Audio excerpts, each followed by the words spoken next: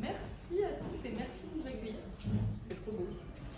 On se présente très rapidement, même si je suis. Je ne sais pas trop si tout le monde connaît. Donc, Aurore, présidente de Maillage. Et Johan, permanent de Maillage. Est-ce que tout le monde connaît un peu l'asso ou pas? Genre, qui connaît pas? Les deux, on fait un pitch de quart d'heure. Non, très rapidement, Maillage, c'est un club d'entrepreneurs qui a une dizaine d'années, qui a été fondé par des entrepreneurs pour accompagner d'autres entrepreneurs. Et donc, on a plein de formats différents, comme ce soir, par exemple, c'est des work and shit tous les mois, sur des thématiques très variées. Ça va être la santé du dirigeant, c'est hyper varié. On a tous les 3 mois des apéros. Qui sont, comme son nom l'indique, des apéros ouverts à tous, membres et non membres, pour que tout le monde puisse prendre le pouls de l'association Maillage et découvrir avant d'adhérer. On fait ça généralement dans un restaurant, dans un bar ou en extérieur. Et d'ailleurs, le prochain aura lieu le 4 juillet en extérieur au chantier de la Garonne. Vous pouvez noter si ce n'est pas déjà fait, avec un petit tournoi de pétanque en plus. On ne dévoile pas tout. Pas tout. Et donc, sur ce genre de format, il ne faut pas hésiter à venir avec d'autres entrepreneurs qui pourraient être intéressés. Et après, si ça leur plaît pas, en fait, c'est pas très grave, juste on fait un apéro ensemble. Ça, et après, il y a des sessions de mentorat. Donc, le mentorat, c'est un adhérent qui dit là, je bloque parce que je veux préparer le levée de fonds et je ne sais pas par où commencer. Et donc, je balance ça à Johan. Johan essaie de trouver la bonne personne dans l'asso qui peut accompagner. Et pendant 1 heure, les personnes se retrouvent entre eux. Et ça coûte rien, c'est le temps d'un café tout simplement. Vous pouvez arriver à débloquer des situations et puis même dîner ensemble, pourquoi pas à l'avenir. Voilà, l'objectif c'est que quand on adhère, le deal c'est qu'on laisse 1 heure de son temps maximum par mois pour répondre à des problématiques que d'autres membres pourraient avoir. J'ai déjà testé ce programme, j'adore personnellement, Aurore toi aussi. j'ai refait ce matin, je ne te l'ai même pas dit. Ah ouais, t'as pas mis de photo sur le Non, site? t'as vu, je suis hyper mauvaise élève. Et normalement, il faut faire de la com interne, donc prendre une petite photo et mettre sur le groupe pour que tous les adhérents puissent le voir. Voilà, le programme de mentorat, on fait de la sensibilisation aussi à l'entrepreneuriat auprès d'un jeune public. Donc on va avoir les masters de chez Cage, Insight, etc. Parce que ce sont les futurs entrepreneurs. On vient démystifier un petit peu tous les mythes qu'il y a autour de l'entrepreneuriat. Leur parler de la vraie vie aussi, de l'entrepreneuriat. C'est pas la liberté, pas forcément la liberté financière au bout du premier trimestre, mais on ne les décourage pas pour autant. Voilà. Qu'est-ce qu'on oublie? Et le Bordeaux Invest Day. Et le Bordeaux Invest Day, qui est le gros événement annuel qui aura lieu le 3 octobre cette année. C'est un événement qui est dédié à l'investissement dans les startups. Donc l'objectif, c'est qu'on réunisse 15 entrepreneurs et 15 fonds d'investissement, investisseurs dans la même pièce, le même jour, au même moment. Ça représente une centaine de speed meetings sur toute une après-midi quand même. Les inscriptions sont encore ouvertes jusqu'au 15 juillet, que ce soit pour les investisseurs ou pour les boîtes.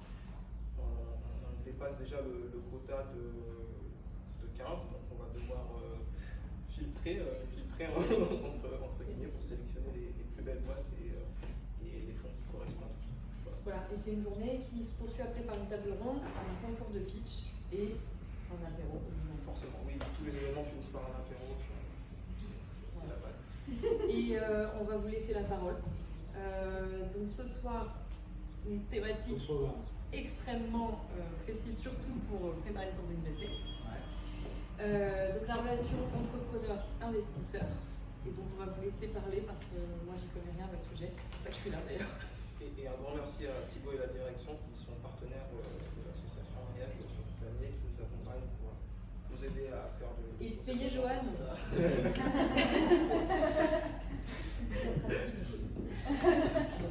Et là on vous laisse parler. Merci beaucoup. Merci. Merci beaucoup. On est ravis de vous accueillir dans les bureaux de la direction. Peut-être très rapidement sur la direction. Nous, on est un cabinet de direction financière externalisé. Ça veut dire qu'on a startups principalement, mais jusqu'aux PME, dans leur sujet financier, que ce soit la modélisation d'un business plan, justement à la gestion de la communication financière dans le cadre de la relation investisseur-entrepreneur, puis l'organisation des process, des outils, d'une direction financière pour absorber la croissance visée par la startup. Et puis on fait aussi des audits financiers, là plus pour des fonds, donc c'est un autre moyen de communiquer avec les fonds pour nous. Quand ils investissent dans une boîte, ils font faire un audit, et donc on va pouvoir faire cet audit. On a cette jambe opérateur de direction financière et d'expert avec les audits financiers. Et donc, voilà, on est bordelais, on a quelques personnes à Toulouse aussi, et on vient d'ouvrir un bureau à Paris. Donc voilà, on se développe et on est ravis d'être bien installé à Bordeaux dans ces beaux bureaux et de pouvoir en profiter en organisant des petits events de temps en temps. Voilà, c'est tout sur la direction. Et aujourd'hui, on a le plaisir d'accueillir Vincent Brousse de IRDI Capital Investissement, qui sont nos voisins, donc on n'est pas allé chercher très loin, mais par ailleurs on travaille pas mal ensemble, à la fois sur des sujets d'audit financier et puis on suit des participations de IRDI. Je vais peut-être te laisser parler 2 minutes de toi, ce que tu fais et d'IRDI. Oui, bien sûr. Bonjour à tous. Je suis ravi d'être ici. Je m'appelle Vincent, je suis directeur d'investissement chez IRDI Capital. Quelques mots chez IRDI. IRDI, on a un fonds d'investissement régional. On investit uniquement en Nouvelle-Aquitaine et en Occitanie. On va avoir 2 grands types d'investissements.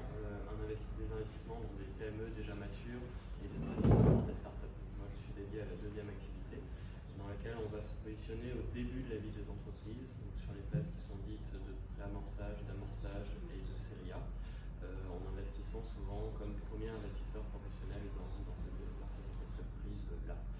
Donc, à l'occasion qu'on travaille avec la direction, et du coup, en fait, moi, mon métier, ça va être d'identifier des opportunités d'investissement, d'identifier des entrepreneurs, des entrepreneuses qui ont des projets qui me semblent intéressants, d'investir dedans, et ensuite de suivre la participation, ce qu'on appelle la start-up, tout au long de sa vie jusqu'au moment où on sort. C'est ça dont on va parler aujourd'hui. Voilà, et vous savez où il habite maintenant, puisque c'est juste à côté, donc il suffit d'aller sonner à la porte. Et donc, voilà, aujourd'hui, on va parler de la relation investisseur-entrepreneur, qui est un sujet hyper sensible. Nous, c'est un peu le moment aussi le plus fréquent où on commence à travailler avec des entrepreneurs. C'est ce moment où on a fait une première levée de fonds et il va falloir mettre en place un reporting pour les invests. Donc il y a des entrepreneurs qui font appel à nous avant, notamment sur la modélisation du BP pour aller chercher les fonds. Il y en a d'autres qui font appel à nous avant parce que ils ont plein de sujets puis ils veulent organiser, soit choisir les bons outils, etc.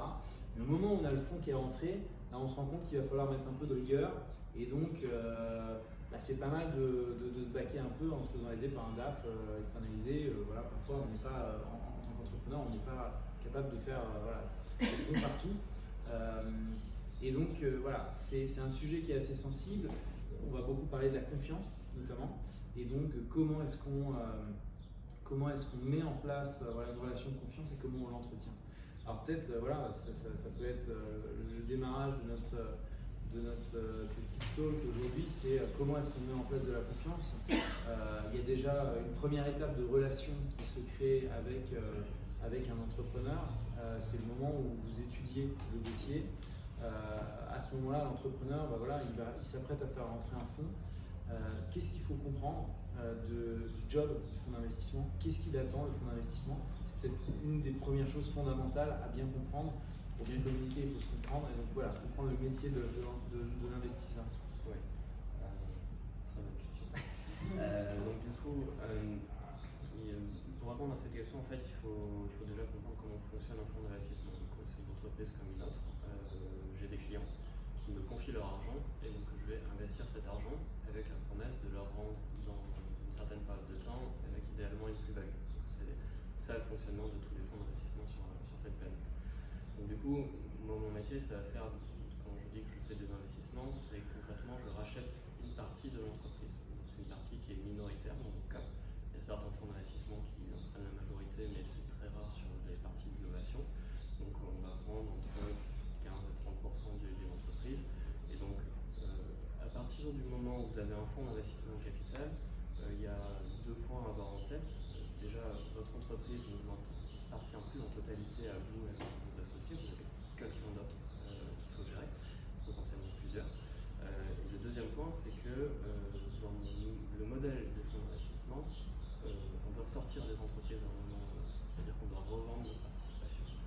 Donc, quand un fonds d'investissement rentre, vous savez de manière certaine que entre 5 et 10 ans, souvent 5 plutôt que 10, il va chercher à sortir, c'est-à-dire à revendre soit une partie de votre entreprise, soit la totalité s'il n'arrive pas à revendre juste sa partie, cette partie. Donc c'est quand même un choix fort de faire, c'est pas juste une banque qui vous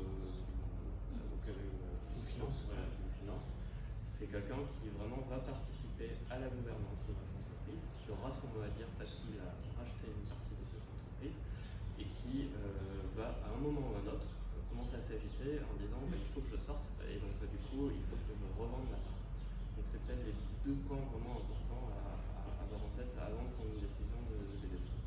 Et ensuite, pour répondre à la première partie de la question, il y a effectivement une première, quand vous cherchez des fonds, vous allez essayer de vous faire connaître auprès de fonds d'investissement. Donc avant de prendre une décision d'investissement, c'est légèrement plus long que certaines émissions télévisées. Ça repose sur le même principe, mais sur 9 mois. Quoi. Donc vous allez avoir toute une phase d'échange dans laquelle vous allez construire une relation avec ce fonds, dans laquelle la confiance normalement doit commencer à naître à ce moment-là, sur laquelle on va s'intéresser à tous les aspects de votre entreprise. Donc que la plupart du temps, quand moi je reste dans des startups, la matière première c'est quand même les entrepreneurs et les entrepreneuses, donc c'est le premier truc auquel je m'intéresse. On s'intéresse au modèle, on s'intéresse au business plan, on s'intéresse à la concurrence, à la réglementation, tout ce qui peut faire que votre entreprise soit un succès ou un échec. Et donc, à l'issue de cette phase d'analyse, si vous êtes toujours content, vous en êtes toujours content, on vous fait une proposition financière, et donc là, débouchera une partie plus juridique, donc, dans laquelle on va mettre en place un plan d'investissement. Du coup, voilà. On va y venir. Peut-être que, voilà, on pourrait avoir le biais de partir sur tout ce process de levée de fonds et qu'est-ce que vous regardez. Et si on se concentre vraiment sur cette construction de confiance, qu'est-ce qu'on peut donner comme conseil justement? C'est pas juste envoyer son BP, son deck. Moi j'avais entendu un entrepreneur qu'on a accompagné dire et qui a fait plusieurs levées et dire j'ai commencé à prendre des cafés avec des représentants de fonds pour leur parler de ce que je voulais faire, de mon projet, et puis peut-être prendre aussi des conseils de retour, et puis tous les 3 mois, 6 mois, en tout cas quand j'avais du nouveau, les tenir au courant, tiens, on peut se prendre un café, on peut se faire un call, demander conseil. C'est quelque chose qui peut perdurer après aussi, cette relation-là un peu off des boards et des reporting financiers dont on va parler après, mais est-ce que ça c'est un truc que tu apprécies aussi quand on dit que tu t'intéresses aux hommes, aux femmes? C'est un très bon conseil, je pense. Ce qu'il faut avoir en tête, c'est que sur la ligne de départ, en fait, on reçoit énormément de dossiers, énormément. C'est plusieurs par jour, et donc ça c'est à Bordeaux, et à Paris c'est 3 fois plus. Donc du coup, pour les fonds d'investissement en innovation en tout cas, pour les autres c'est un petit peu différent. Mais sur la ligne de départ, vous êtes très nombreux. Donc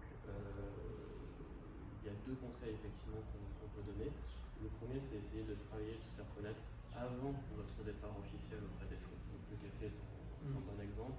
Le fait de tenir au courant au fur et à mesure de manière un peu informelle, c'est un petit mail, un petit coup de fil, c'est bien. Et ça permet justement de commencer à voir avec qui vous avez envie de travailler, avec qui vous n'avez pas envie de travailler. Ça, j'y reviendrai. Le deuxième conseil, en fait, c'est que du coup, dans la mesure du possible, si vous avez accès à un réseau qui peut vous référencer, ça vous permet de partir avec un petit peu d'avance sur la ligne de départ, on va dire, par rapport aux autres. Donc c'est un ami entrepreneur qui a ce fonds au capital, qui a une bonne relation et qui met en relation. Voilà, un ami entrepreneur, des gens comme la direction qui travaillent avec des entrepreneurs et qui peuvent dire celui-là ou celle-ci il sort du lot.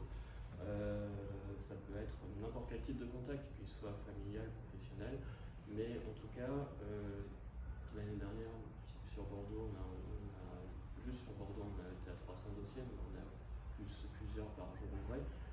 le fait que quelqu'un vous mette un petit coup de pouce ou un petit coup de surligneur, en fait, ça vous permet d'avoir un petit peu plus d'attention que la masse, en fait. Donc, ça vous permet de vous démarquer. Et Ouais. c'était plutôt le deuxième conseil. Ouais, très bien. Donc ok, donc imaginons on a réussi à avoir l'accord en tout cas du fonds de principe d'investir, donc le LOI. Là, on rentre dans une phase un peu plus de due diligence, donc il va y avoir des audits peut-être financiers, juridiques, et on va rédiger ensemble un pacte d'actionnaires. Donc ça, c'est une aussi des grandes étapes de la construction de la relation. Est-ce que tu as peut-être des conseils à donner? Vous, la particularité, c'est que des pactes d'actionnaires, vous en signez tout le temps, vous êtes des experts, vous les maîtrisez parfaitement. L'entrepreneur, c'est peut-être son premier pacte, il est complètement perdu. Alors voilà, il y en a qui vont aller sur chaque ligne, qui vont être très méticuleux. Voilà, qu'est-ce qui... Voilà, c'est deux parties en même temps à ce moment-là qui signent un contrat de mariage un peu, mais est-ce que tu as vu des situations où là la confiance s'est effritée déjà à ce moment-là ou pas Oui. L'analogie avec le mariage est très bonne. C'est assez courant en fait. Donc, vous vous engagez sur le long terme. Alors vous savez qu'il y aura une sortie, vous savez qu'il y aura un divorce à un moment, en tout cas une séparation. Mais voilà, vous allez avoir quelqu'un avec qui vous allez travailler tous les mois, toutes les semaines, potentiellement tous les jours sur certaines périodes. Donc du coup, c'est vraiment très important que vous vous sentiez à l'aise avec la personne que vous avez en face de vous. Le pacte d'associés est en fait le document qui va définir la gouvernance dans la startup, qui va définir les règles quand ça se passe bien et quand ça se passe moins bien. C'est un document qui est quand même majeur parce que c'est le document qui va faire référence si jamais à un moment ça se passe mal. Et donc si jamais à un moment notre relation se judiciarise ou s'il y a un conflit, c'est le point de référence. Donc, le premier conseil qui coule de source, c'est de se faire accompagner par un avocat. Et potentiellement, et c'est très important, un avocat qui a l'habitude de la typologie de start-up que vous êtes. C'est-à-dire que j'ai vu des deals en revanche ne pas se faire parce que l'avocat avait été mal choisi, avait l'habitude d'opérations beaucoup plus grosses qui répondent à des enjeux qui sont totalement différents. Quand vous avez 3 personnes dans une entreprise, ce n'est pas la même chose que si vous en avez 300. Et donc du coup, vous n'allez pas mettre votre attention sur le même type de clause. Là, la relation avec l'équipe entrepreneuriale est primordiale. Donc, il y a des clauses qui vont encadrer ça de manière potentiellement très sévère, qui ne se comprennent pas si effectivement vous avez un dirigeant salarié qui est payé beaucoup plus dans un grand groupe. Donc il faut dans la mesure du possible se faire accompagner parce que sauf exception, vous n'êtes pas des spécialistes. On se fait aussi accompagner par des avocats. En plus Oui, en plus. On en fait effectivement plusieurs fois par an. C'est important de ne pas louper cette étape, c'est important de ne pas non plus se crisper et de ne pas conflictualiser parce qu'en fait finalement la manière dont vous allez négocier ce pacte, vous comme vos interlocuteurs, ça présage un peu de la manière avec laquelle vous aurez à interagir quand il y aura un petit peu d'enjeu. C'est-à-dire que le café c'est sympa, la bière c'est sympa, mais du coup dans la vie d'une startup il y a des hauts, il y a des bas. Et dans les débats, il peut y avoir des divergences de points de vue. Donc, ça vous en renseigne aussi sur la manière que la relation pourra tourner, ont de gérer la contradiction, ont de prendre en compte vos besoins, et vice versa, ça nous renseigne au fonds d'investissement sur votre capacité d'écoute, de votre compréhension, en tout cas de ce que j'explique au départ. Donc, c'est qu'on peut sortir un moment du fait qu'on mise sur vous et que on ne mise pas forcément si c'était d'autres entrepreneurs. C'est-à-dire que vous vous engagez sur le long terme, très long terme dans votre entreprise. Donc c'est des aspects à négliger. Peut-être que si on avait un entrepreneur ici qui devait donner un conseil sur cette étape, il dirait de choisir autant que possible son investisseur et de ne pas se plier à tout prix pour la lever. On n'a pas trop le choix malheureusement, mais essayer de choisir un maximum et avoir eu ce travail en amont, d'essayer de passer du temps avec chacun, ça permet aussi de faire le tri à un moment donné et de se dire ok, je veux pas aller avec cet invest, mais eux, je veux bien y aller, essayons de travailler le deal avec eux et sortons celui-là. Ça aussi c'est important, le feeling dans cette étape a beaucoup d'importance. Ok, donc on a signé le pacte d'actionnaires, là on arrive dans une phase critique qui est le début de l'e-deal. Donc il il y a un peu, souvent il y avait un fonds qui m'avait parlé de ça, je trouvais ça pas mal, c'était la période des 100 jours après le closing. Alors que faire pendant ces 100 jours? Comment est-ce qu'on peut partir du bon pied et construire une relation de confiance? Alors la confiance est hyper importante justement quand il y a des moments difficiles, d'avoir le soutien du fonds et pas au contraire de la pression du fonds. Et donc qu'est-ce qu'on peut faire pendant ces 100 jours? Déjà ce qu'on peut dire c'est que ce qu'il ne faut pas faire c'est partir un mois en vacances au bout du monde, même si ça a été très dur parce que la phase de levée de fonds a duré longtemps. Elle a été pénible, elle a été stressante. Finalement, ça y est, on a eu ces fonds, on a pu payer tous les fournisseurs qui attendaient depuis un moment. Et là, ça c'est déjà arrivé, hein, je sais, des entrepreneurs qui partent en vacances. Ça peut être assez mal vécu par le fonds qui a investi dans le projet et qui a plutôt envie de voir un nouveau chapitre et une relation démarrer. Est-ce que toi, tu as des conseils à donner sur cette période post-levée?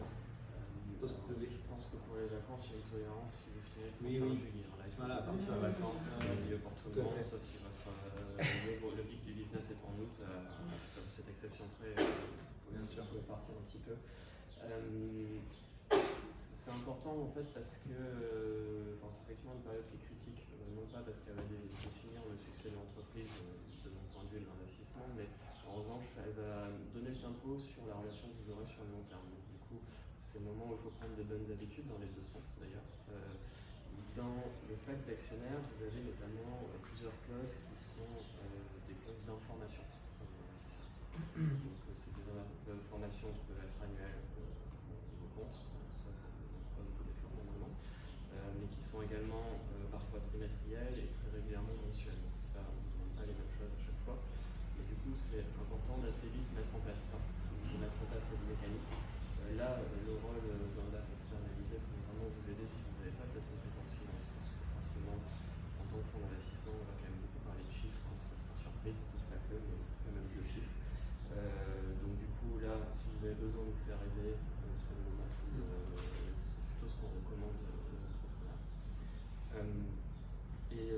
C'est bien d'organiser assez vite un premier board, comité stratégique, la structure que vous avez mis en place pour la gouvernance, pour un petit peu mettre en place la feuille de route.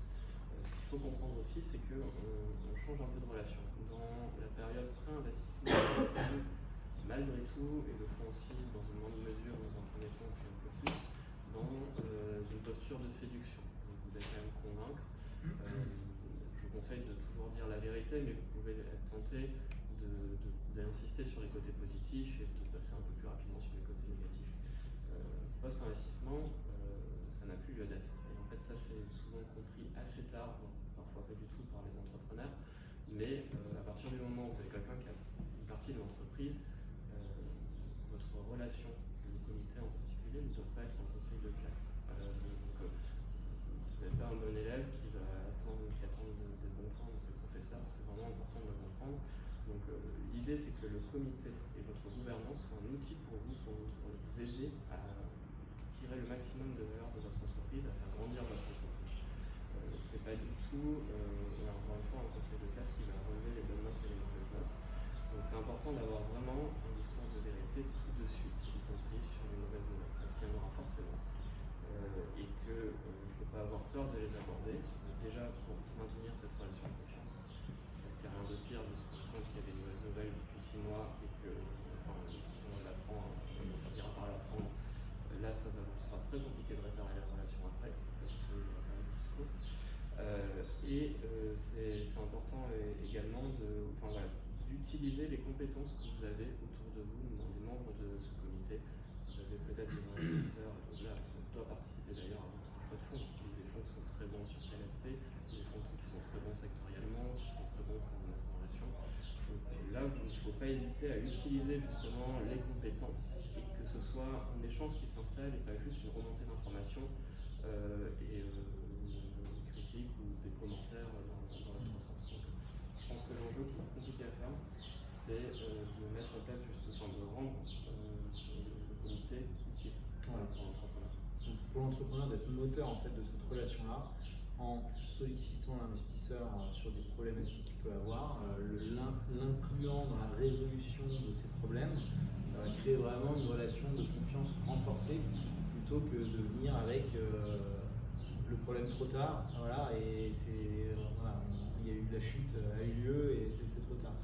Et ça peut se faire effectivement par le biais de ces discussions informelles, pas mal quand on est construit. Il y a un conseil qu'on m'avait donné aussi, qu'un entrepreneur avait donné qui est pas mal, c'est dès lors qu'on a signé son pacte, il y a déjà des rendez-vous qui sont prévus, des boards, des comités stratégiques, voilà, il faut se faire rentrer dans son agenda 2 ans à l'avance. De toute façon, le fonds est là pour au moins 5 ans. Donc voilà, vous pouvez y aller et ça va vous rythmer un peu votre année aussi, ça va vous rappeler qu'en filigrane, c'est pas mal de l'informer avant d'annoncer un truc, une énorme bombe pendant un board.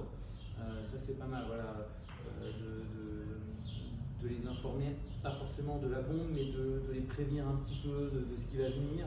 Parce que je sais pas si tu as des cas comme ça de board qui ont pu être houleux, parce que tu découvres un truc un peu énorme. Et ça peut être, on peut donner des exemples aussi, ça peut être j'ai un recrutement hyper important à faire d'un DG pour m'aider à développer mon activité. Quel est le profil de ce DG? Comment est-ce que je fais pour savoir quel type de profil je dois recruter? Bon voilà, le fonds par exemple aura pas mal de cas de comparaison et pourra aider dans la personne qu'il faut, définir le poste, en tout cas le profil à recruter. Je sais pas si tu as d'autres choses qui me viennent en tête. Ça peut être sur tout type de problématiques. Alors les problématiques de recrutement, c'est des problématiques qui viennent assez souvent. Il y a des problématiques de commercial, je perds un gros client, au contraire, je sais d'en gagner un. Est-ce que vous avez des contacts pour essayer d'appuyer là-dedans? En fait, ce qu'il faut se dire, c'est que chaque directeur d'investissement, selon les fonds, va avoir entre 5 et une quinzaine de startups. Donc du coup, les problématiques que vous avez, normalement, d'autres startups les ont déjà vécues. Ils se sont déjà soit pris les pieds dans le tapis, soit ont réussi à trouver une solution. On ne sera jamais les experts de votre métier et c'est heureux. Enfin, on a ni le talent ni l'envie. Donc vous serez toujours la personne qui pilote l'entreprise. En revanche, on a vu pas mal d'exemples de choses qui n'ont pas marché et pas mal d'exemples de choses qui ont marché. Donc là-dessus, c'est vous qui resterez décisionnaire, mais on peut vous apporter un éclairage potentiellement qui vous permet, vous, ensuite, de prendre une décision de la manière un peu plus éclairée, peut-être, on espérera un petit peu plus éclairé sur cette problématique. Ce qui est terrible, effectivement, ce que je disais tout à l'heure, c'est de se rendre compte que l'entrepreneur dissimule des choses. C'est terrible parce qu'on a déjà... On perd la confiance. On perd la confiance, c'est terminé. On n'a pas eu le temps de l'aider, en fait, on n'a pas les moyens de l'aider. C'est-à-dire que si y a un client qui part et qui vous met votre entreprise dans une difficulté, bon, c'est une mauvaise nouvelle, ça ne vous fait pas plaisir, ça ne nous fera pas plaisir, ça c'est sûr. Mais en revanche, c'est peut-être le moment de faire un audit sur les dépenses de l'entreprise parce qu'il y aura peut-être une restructuration à faire, peut-être un minima, peut-être pas au contraire, c'est peut-être le moment d'en discuter pour voir le maximum d'enseignements qu'on peut en tirer pour éviter que la situation se reproduise. Donc tout ça, si on l'apprend après coup, on ne peut plus rien faire, et dans le marché, la confiance est cassée. Quand la confiance est cassée, c'est plus dans un mariage, sauf que là, on a une partie de votre entreprise, donc on ne peut pas sortir de la manière la plus fluide et la plus facile possible. Ça veut dire que votre relation va être dégradée sur quelques mois minima et la plupart du temps va être dégradée de manière un peu irréversible. Tout à fait. Très bien. Je te remercie. Je perds le fil, j'ai été déconcentré par la semaine. Mais ok, donc sur ce cas, pas hésiter sur ces 100 jours à bien enregistrer les différents boards, à créer cette relation de confiance par des rencontres informelles. Peut-être qu'on peut dire un truc aussi qui est intéressant, c'est sur le board, la constitution du board, on peut être moteur aussi là-dessus au moment de la rédaction du pacte, et notamment ça peut être pertinent de ne pas seulement se faire entourer de financiers, mais je ne sais pas si on est dans une AgTech ou dans une...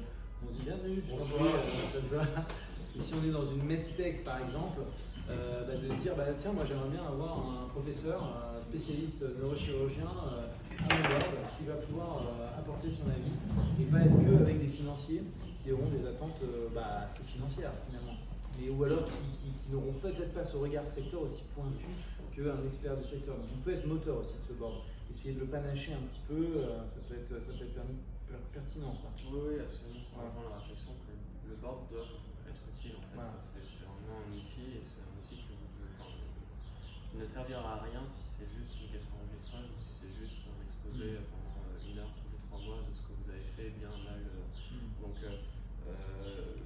une expertise sectorielle, ça peut valoir le coup. Vous pouvez imaginer en fonction de votre business en fait plein d'expertise. Si vous avez un problème de recrutement RH dans votre marché, peut-être que c'est une personne qui est spécialisée là-dedans.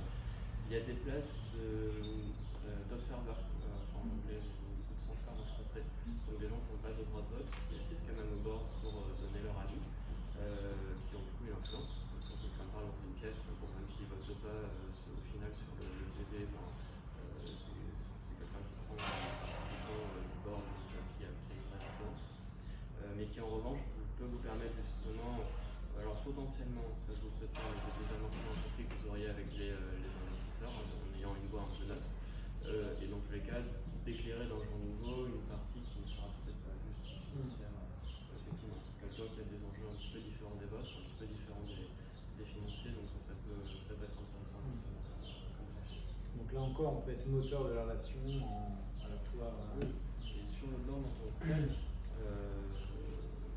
un des membres de l'équipe entrepreneuriale est le président du board. Donc, moi, dans mon expérience, les boards qui se dirigeaient bien, qui se déroulaient bien, c'était pas des boards, c'était des boards qui étaient menés par un président. En fait, du coup, même chose, qui encadrait les débats, qui ne laissait pas filer le temps. Parce que très souvent, on a toujours une autre question qui est toujours super pertinente. Et donc, du coup, les réunions de 4 heures, en fait, que ce soit dans les boards ou que ce soit dans la vie de tous les jours de notre entreprise, la plupart du temps, c'est pas productif, ça fatigue tout le monde. Et donc, du coup, toujours dans l'idée d'être moteur, le président préside. Donc, n'hésitez pas non plus à.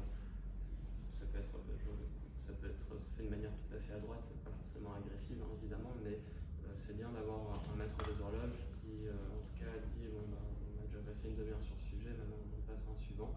C'est bien aussi de se détacher du côté juste reporting du board, c'est-à-dire que de lancer des sujets en disant j'aimerais qu'on parle de tel sujet stratégique pour moi, qu'est-ce que vous en pensez? Et donc dans cette optique, c'est aussi important de donner des informations au moins 1 semaine, 10 jours avant à vos investisseurs. Si vous envoyez la documentation la veille ou même si vous la montrez juste le jour même, vous aurez des réactions à chaud. Ça peut être intéressant, des réactions à chaud, mais vos investisseurs n'auront pas travaillé. Vous travaillez déjà toute la journée pour votre entreprise, c'est pas mal de nous mettre en contribution également.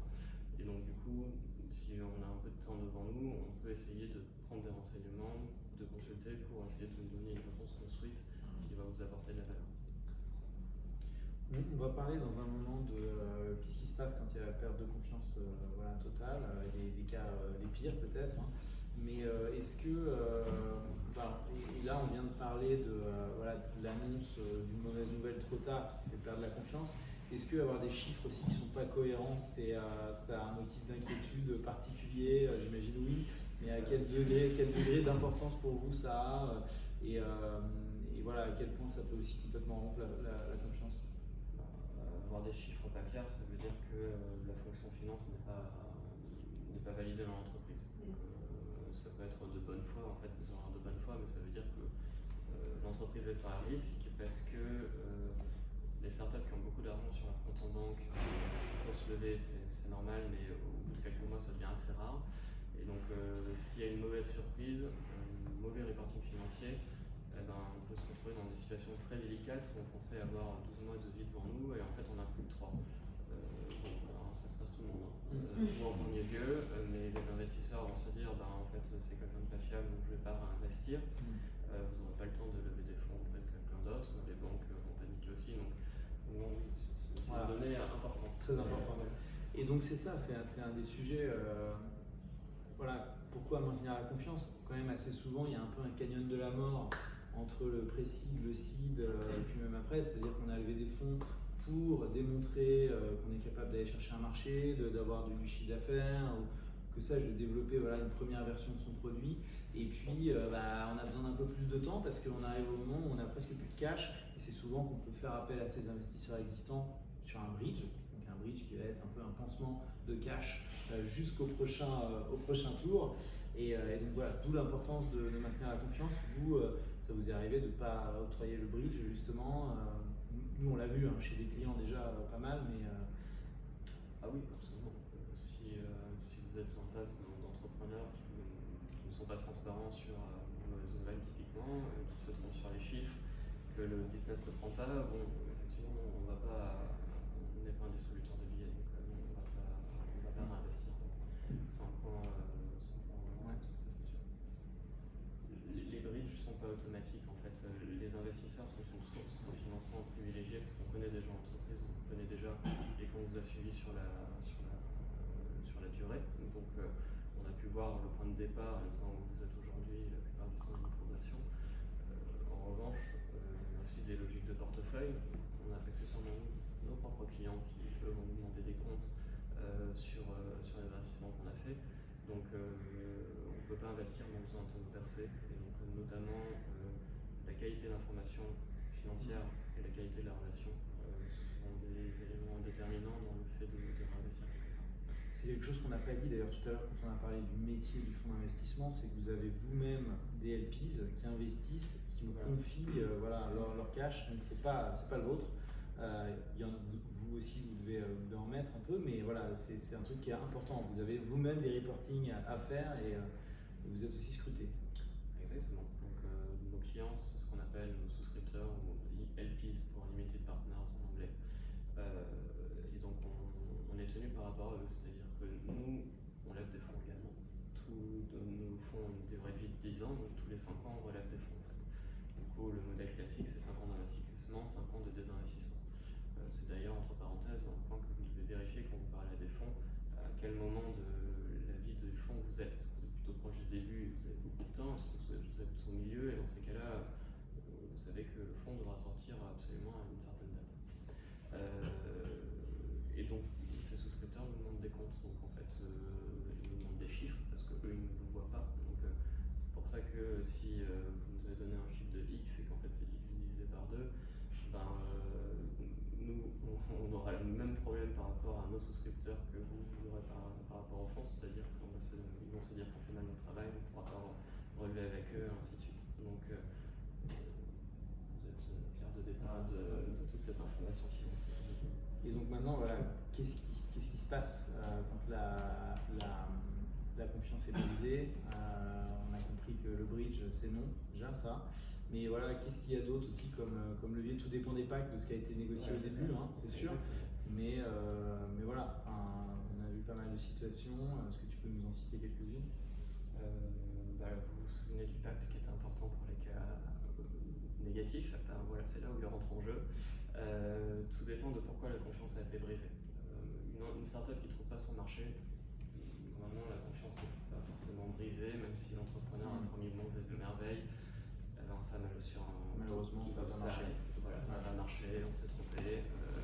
Donc ça, c'est des déceptions, mais qui ne sont pas vraiment des questions sur la confiance. Le fait de ne pas remonter ces informations, il y a deux cas de figure. Soit on a un cas de figure où il y a un manque de compétences, donc ça c'est pas très grave, même si c'est très agaçant, mais c'est un problème auquel on peut remédier en recrutant une personne, sans par la direction notamment, pour réussir à avoir une information financière. Après, là où ça commence à se compliquer, c'est quand c'est volontaire. Donc là, quand c'est volontaire et qu'il y a une information qui ne remonte pas parce que le fondateur fait sentir qu'il n'a pas envie de la faire remonter, on va commencer à regarder le pacte. Et dans le pacte, il y a des clauses qu'on appelle notamment des clauses de bad liver, qui peuvent être de good liver ou de bad liver, mais en tout cas qui traitent les cas où vous partez de l'entreprise. Donc je vous l'ai dit au départ, dans une startup, il n'y a pas grand-chose, il n'y a pas beaucoup de clients, il n'y a pas beaucoup de technologie, donc on mise énormément sur l'équipe. Donc du coup, si l'équipe s'en va, nous, notre investissement, on perd tout notre argent. Donc du coup, dans notre modèle, ça se passe assez mal quand on perd tout notre argent. Donc il y a tous les cas de départ qui sont listés dans les clauses de good et bad liver. et qui explique clairement ce qui se passe dans tel ou tel cas. Vous prenez un bus, vous quittez l'entreprise parce que vous êtes mort. Bon, ça c'est un bout de livre, donc on vous embête pas. Voilà, ça, vous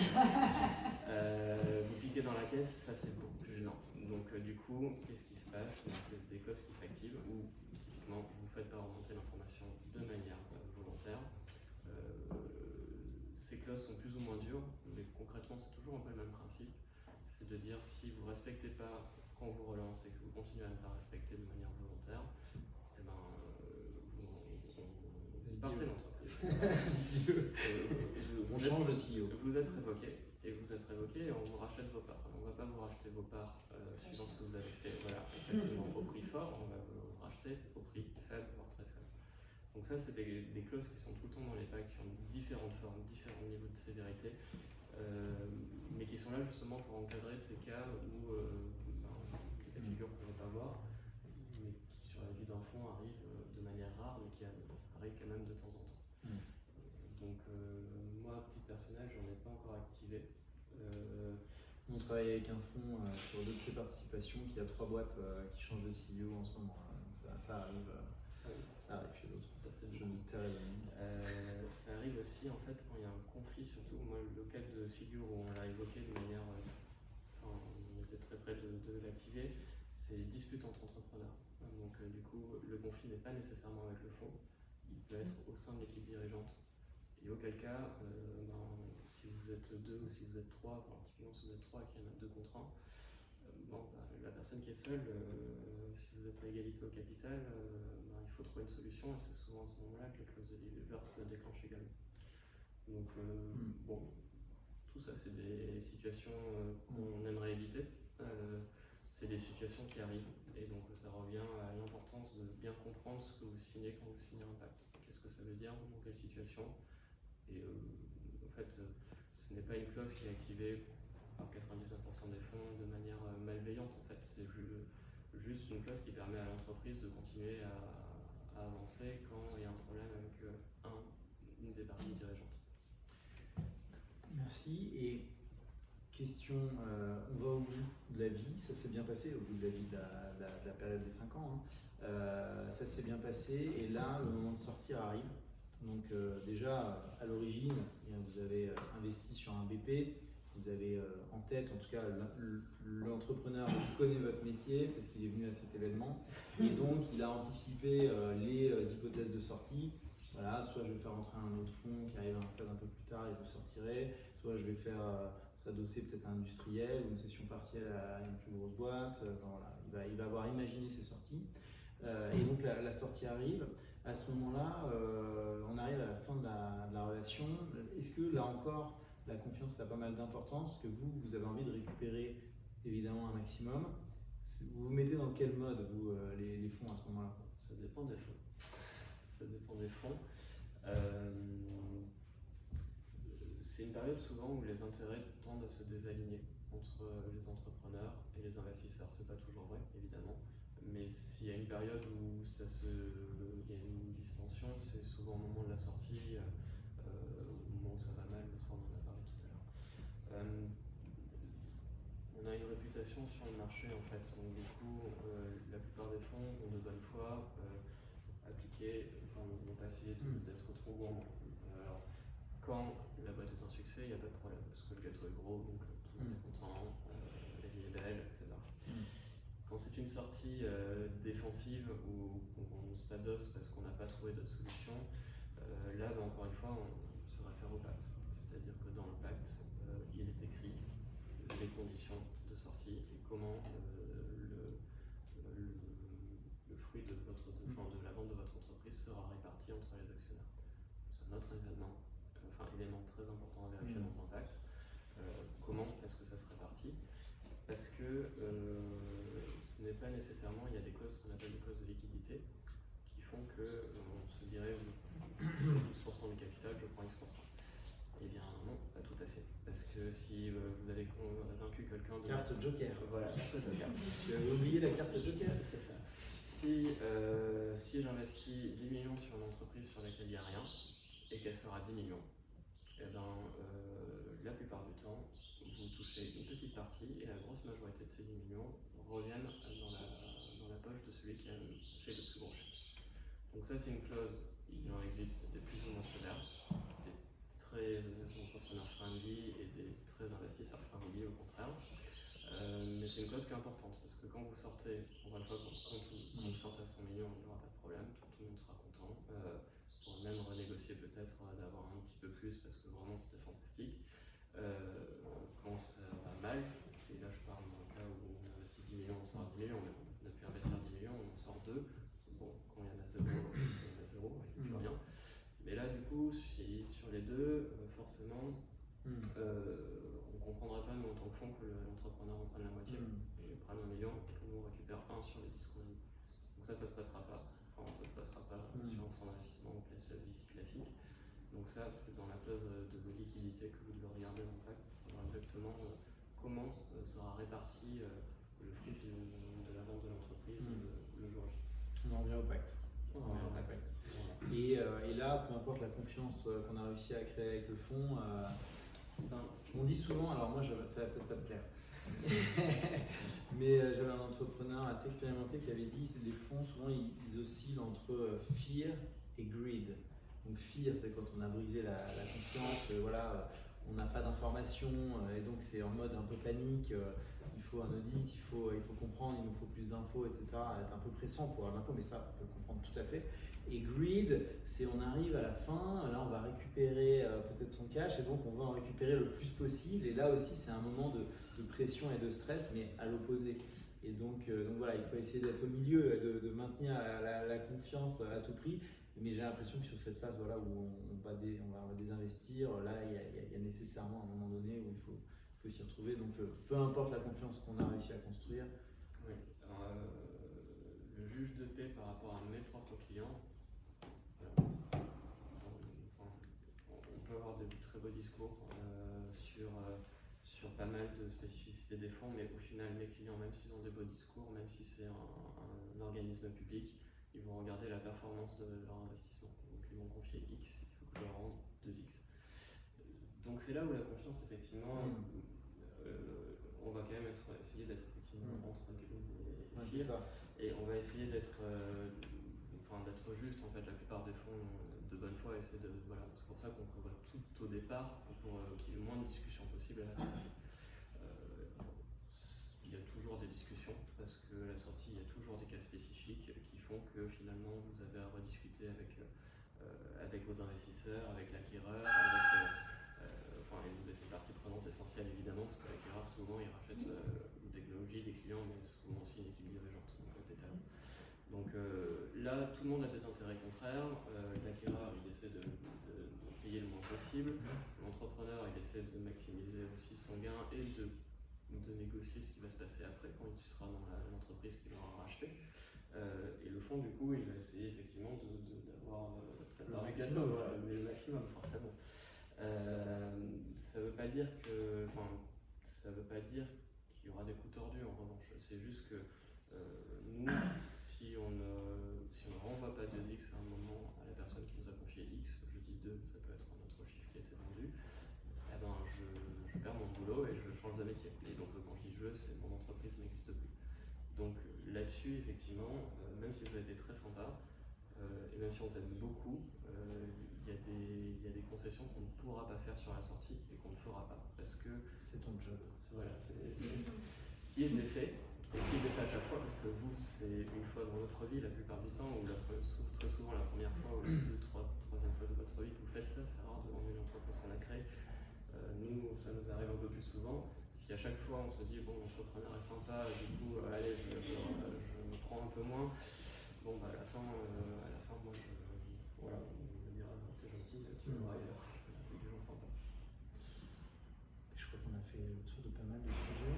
Je réfléchis si on a oublié quelque chose. Est-ce que vous avez des questions peut-être? Oui. Alors, on va prendre la question. Du coup, pour dans la pôle entrepreneur, si vous aviez un conseil au niveau des critères qui veut lever des fonds, quels critères il doit faire attention? Est-ce que c'est le volume de clients, le chiffre d'affaires, la part de marché sur le marché, ou peut-être autre chose que des critères numériques, on va dire, financiers? Est-ce qu'il y a... Les critères pour que nous on investisse dans Bah, l'entreprise, ouais, pour les critères pour toi décider du fond. de mettre l'entrepreneur dans la peau de l'entrepreneur qui soit dans la meilleure position pour valoriser son entreprise. Ok, c'est très difficile de répondre en fait, Ok. de manière générale parce que tout dépend de ton entreprise. Si tu as une entreprise qui va être une biotech, et que tu travailles sur une molécule, tu vas jamais de chiffre d'affaires et en fait tu n'en auras jamais tout court, tu vas te faire racheter par un grand groupe pharmaceutique si jamais ça marche. Donc là je ne peux pas te dire le chiffre d'affaires c'est important. Si tu as un produit qui se vend facilement, en revanche, là effectivement on s'attend, ça dépend à quel stade tu es de maturité, on s'attend à ce que tu aies déjà des utilisateurs, un minima, si ça se vend facilement parce que tu as déjà des clients et que tu puisses montrer que tu en as beaucoup assez rapidement. Mais tout dépend vraiment de ton entreprise, du fonds que tu vas avoir, du marché évidemment, et de la maturité. En fait, si ça fait 10 ans que tu existes, on n'a pas les mêmes attentes que si ça fait 10 mois. Ouais, j'allais dire aussi, est-ce que la partie, on va dire, temps est pris en compte? C'est-à-dire que voilà, au bout de 6 mois, ce qui est jeune, on a signé tant de clients, c'est bien. Si par exemple ça fait 4 ans, on a quand même signé pas mal de clients, c'est pas si bien en fait, vu que ça fait 4 ans qu'on est sur le marché. Oui, c'est pour ça que c'est très difficile de répondre de manière générique à cette question, c'est que tout dépend de tout ça, ça fait partie des critères, mais tout dépend de ce qu'on veut. Au cas par cas. Ouais, totalement. Et ça rejoint un peu, mais j'allais dire le timing. Est-ce que voilà, on a atteint, je sais pas, 50 000 de chiffre d'affaires, on se dit bon bah voilà, maintenant c'est le moment ou pas forcément? Même réponse. Ouais, même réponse, c'est clair. Ça dépend du secteur, ça dépend de ce que vous voulez faire dans votre entreprise, parce qu'il y a eu beaucoup de publicité autour des levées de fonds. Il y a peut-être un truc qu'on peut dire justement pour répondre à ta question, c'est que finalement là on en revient au besoin de financement. Quel est le besoin de financement qui requiert que j'aille chercher des fonds chez un investisseur et finalement au point que les premiers financeurs des entreprises, c'est ses clients. Donc finalement réussir à capter des clients, à avoir des factures envoyées le plus tôt possible, qui sont payées le plus tôt possible, c'est ça qui va financer la boîte quand on est capable de faire le chiffre d'affaires, parce que je comprends que c'est ton cas. Et donc la levée de fonds, elle n'est pas obligatoire, elle n'est pas obligatoire pour toutes les raisons qu'on vient de citer, que c'est quand même une grosse implication de faire rentrer un fonds à son capital. Mais que si voilà, on a besoin pour se développer, on a identifié qu'on avait un besoin de fonds, eh bien il faut le chiffrer ce besoin. C'est peut-être aussi là que la confiance se crée, c'est quand on arrive voir un fonds avec l'idée précise du besoin de financement qu'on a et qui passe par la construction d'un business plan, d'un prévisionnel de trésorerie associé et d'un besoin de financement qui va raconter ce qu'on appelle l'equity story. Donc sur les 3 à 5 ans, de dire, eh bien voilà, moi cette année, pour commencer, j'ai besoin de 300 000 € en equity, puis je vais compléter avec une aide BPI de 100 000 et peut-être une subvention de 100 000 qui serait un bonus en plus auprès de la région, je sais rien. Et puis voilà, pendant 12-18 mois, je vais développer mon produit et à l'issue des 18 mois, j'aurai cramé mon cash, mais j'aurais prévu de faire ma levée de fonds 6 mois avant ou 9 mois avant. Et là, je viendrai pour lever 1,5 million parce qu'on va passer à un développement national, on va développer un autre produit. C'est de raconter toute l'histoire en fait de ce financement. Ça passe par une modélisation quand même un petit peu. Et donc là, on va aussi créer la confiance auprès de l'investisseur. Voilà, c'est un plan. Il faut avoir un plan quand on arrive, quand on va voir l'investisseur. Ouais, si on veut toutes les chances du côté, tu peux vraiment structurer quelque chose qui dit là on va recruter telle personne, j'ai besoin de temps. C'est la construction du business plan, c'est ça. Sur une timeline de 5 ans, du coup, vu que le fonds part au bout de 5 ans? Vincent en parlait la dernière fois, il me disait moi j'aime bien les BP à 5 ans. Et c'est vrai que nous parfois à 3 ans c'est déjà beaucoup pour les investisseurs qu'on voit, mais voilà, on peut tirer le trait jusqu'à 5 ans. La plupart du temps on demande 5 ans, parce que précisément, c'est votre horizon tu as indiqué. 5 ans, quand vous êtes une start-up, la 5e année, le chiffre qui est en haut, il veut rien dire. En quoi ça nous intéresse? Ça nous intéresse de savoir si vous êtes totalement timbré. Et si vous êtes totalement irréaliste, c'est-à-dire que, pour prendre un exemple très concret, là j'ai vu une boîte qui me soutient mordicus, ils n'ont pas encore de produit, que dans 5 ans ils font 2 milliards d'euros de chiffre d'affaires. C'est un deal breaker. Vraiment, ça date d'il y a 2 jours, donc du coup le produit est bien, le pitch était bon, mais sur cette slide, c'est terminé. Là ça veut dire que on n'a pas conscience de ce que ça représente, on n'a pas conscience du nombre de personnes qu'il faut pour faire 2 milliards de chiffre d'affaires, on n'a pas conscience du temps qu'il faut que ça prend en fait.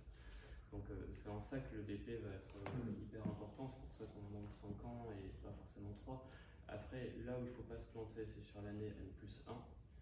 Et en particulier, c'est un point que vous devez avoir en tête, c'est que ça prend du temps de lever des fonds. Encore plus en ce moment, il faut que vous preniez vraiment 9 mois, c'est pour ça qu'il faut être prêt, parce que ça sera très chronophage dans tous les cas, on aura toujours des questions, on aura toujours des allers-retours.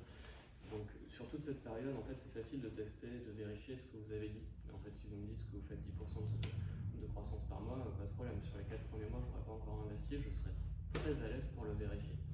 Donc du coup, il ne faut pas que vous vous plantiez sur les premiers mois. Et sur l'année d'après, N+1, là, c'est autant dans 5 ans, on ne sait pas du tout de quoi l'avenir sera fait, donc que vous vous plantiez dans les grandes largeurs, bon, ça arrive assez souvent. Autant en N+1, là, c'est beaucoup moins entendable. Donc votre chiffre d'affaires doit être construit à partir des clients que vous pensez avoir. De ces clients que vous pensez avoir, ça doit être relié à votre pipe. Votre pipe, il doit être relié à un nombre de commerciaux ou de budget marketing si vous êtes en B2C, ou de je ne sais pas quoi, de nombre d'intégrateurs si vous vendez en indirect. Mais donc ça, en année N+1, c'est vraiment important d'avoir tout ça. Le bon moment, c'est aussi le moment où vous n'avez pas le couteau sous la gorge. Parce que déjà ça prend du temps, encore plus en ce moment, encore une fois, par rapport à 2-3 ans en arrière. Et parce que vous serez jamais dans une meilleure disposition pour négocier si votre argent principal vient des clients et si vous n'avez pas besoin du fonds, en fait.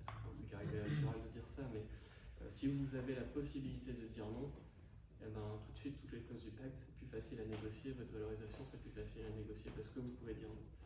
Si vous êtes mort dans 2 semaines, déjà je viendrai pas. Et même si je viens, les conditions seront vraiment très punitives. Surtout parce que si vous n'êtes pas d'accord, tant pis, là je prends un risque énorme parce que de toute évidence, la boîte risque de mourir et si je viens, je la sauve. Donc c'est pas du tout une situation dans laquelle j'ai envie d'être. C'est valable pour le bridge aussi d'ailleurs. Si je prends un risque plus élevé, je demande plus. C'est bête que ça. Ok. Il y a une question ?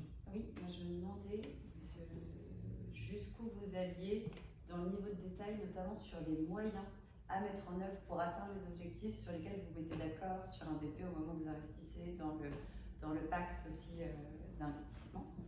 Est-ce que en tant qu'investisseur, vous êtes d'accord sur les chiffres de rentabilité, de chiffre d'affaires, etc., et de valorisation associée, ça on a compris, mais derrière, est-ce que du coup vous allez jusqu'à imposer certains moyens la manière dont va être utilisé quelque part votre argent, l'argent que vous investissez, ou vous ne rentrez pas dans ce niveau de détail? Par exemple, pour croître, si vous êtes d'accord sur un objectif de croissance du chiffre d'affaires, est-ce que vous discutez, vous êtes dans le détail de la discussion des moyens qui vont être mis en œuvre en termes de recrutement? Tu parlais de recrutement d'un DG, d'un DICO. Alors, on va en discuter, ça c'est sûr. On ne va pas l'imposer, à l'exception des profils manquants parfois dans l'équipe dirigeante. D'accord. Typiquement, quand il y a un profil sur une boîte industrielle où il faut un responsable industriel, là, on va dire dans les 3 ans, il faut que tu aies recruté un responsable industriel. Donc, pour les personnes clés, c'est possible. C'est ce qu'on suggère aussi sans l'imposer en fait, mais plus ou moins fortement au fil de la vie de l'entreprise en fait. L'équipe dirigeante, souvent, elle arrive à un certain point, elle peut atteindre ses limites, ou en tout cas, elle ne peut pas tout faire, on ne peut pas tout faire tout seul. Donc là, il faut du coup muscler l'équipe. Donc c'est des profils qu'on peut suggérer à un moment. Si on a conscience du problème dès le départ, on ne va pas l'imposer parce qu'il faut que vous soyez d'accord. Si vous n'êtes pas d'accord, très bien, parfait, on ne viendra pas, mais très bien. Mais par contre, ça c'est un truc assez courant de dire dans les 2 ans, c'est bien que tu aies recruté un directeur commercial parce que là, pour le coup, il y aura trop de croissance, il y aura quelqu'un de gère. Après, le fait de savoir si tel budget va dans des Google Ads ou dans une campagne publicitaire dans le métro parisien, ça, ce ne sera pas imposé. Ça m'intéresse de le savoir, mais ce ne sera pas imposé. Merci. Et au moment de la sortie, ça arrive que tu trouves pas d'acheteurs pour acheter des participations. Ouais, oui. Et comment ça se passe du coup Fois 0. C'est la casse. Donc du coup, ça c'est pas mais si la boîte, remarque, si tu trouves pas d'acheteur, si la boîte si tu trouves pas d'acheteur, c'est que la boîte fonctionne pas. Comme toujours, tout a été prévu dans le pacte. Donc il y a une clause qui s'appelle une clause de liquidité forcée où on peut vendre la totalité de la boîte si jamais, au bout d'un certain temps, on n'arrive pas à sortir. Et si on n'arrive pas à vendre la totalité de la boîte, on attend. Oui. Alors, on est français, mais voilà, même chose, c'est une clause auquel il faut faire attention.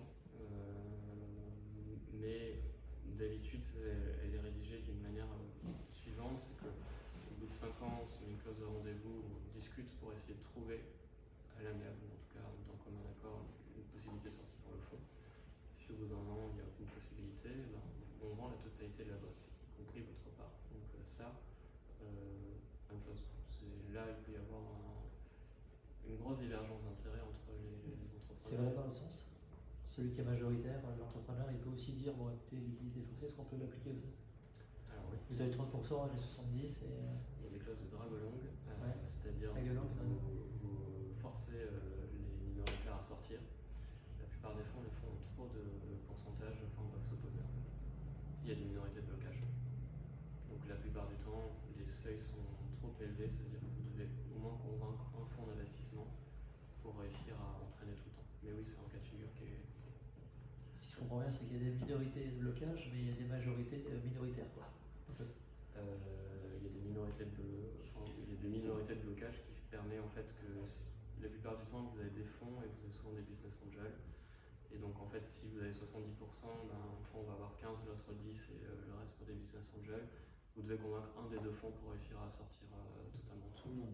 Voilà. On ne peut pas en sortir un seul, c'est on sort tous les minoritaires. J'ai une question concernant la relation investisseur. Vous en avez beaucoup parlé, donc on va dire après l'acquisition, etc. Avant, j'ai aussi une question. Vous disiez qu'on pouvait choisir aussi les investisseurs avec lesquels travailler, parce que vous êtes ni plus ni moins qu'un intermédiaire entre des investisseurs qui viennent financer les entreprises. Et à ce titre, quelle est la relation, enfin, quand on va choisir, voilà, on décide de travailler avec vous, est-ce qu'on peut déjà les rencontrer, ces investisseurs, pour échanger avec eux, parce qu'il y a peut-être avec certains avec qui on veut travailler, d'autres avec qui on ne veut pas du tout travailler, parce que d'autres ils ont des compétences qui vont être utiles dans notre domaine d'expertise et ou dans notre activité, et d'autres on se dit bon bah, c'est juste là pour du financier, en fait on a besoin aussi peut-être aussi d'accompagnement, d'entourage, ce genre de choses.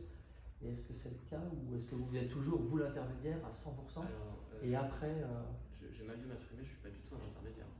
alors oui, quand investisseur. Mais vous verrez jamais Oui. les clients.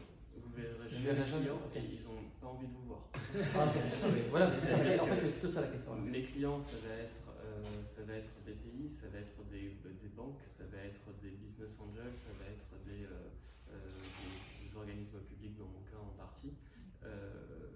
C'est pas leur métier. Pour eux, je suis un placement financier. Donc ils n'ont pas envie de vous voir et ils n'ont pas envie de vous parler. Okay. Et du coup, s'ils me paient, c'est précisément pour investir leur argent. Mais il y a des investisseurs qui sont totalement dormants. Ils ne savent même pas dans quoi j'investis. Ils relèvent juste les compteurs au bout de 10 ans en se disant bon, voyons, ça me donnait quoi. Donc du coup, Et qui les représente après ces gens-là? Parce que quand vous parlez d'un board, etc., il n'y a que vous après dans notre board.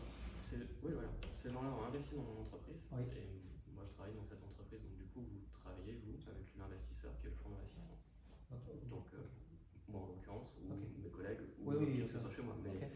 Mais de la même manière qu'en fait, vos clients vont jamais parler à vos actionnaires, jamais. Ils parlent à vous, à votre entreprise. De la même manière, vous n'allez jamais parler de vos actionnaires. Ok, très bien. Sauf si vous les connaissez, mais auquel cas, si vous connaissez mes actionnaires, ça peut être un bon moyen pour discuter avec moi. Okay. Mais par contre, je ne leur parlerai jamais. Ok, ça va. C'est clair.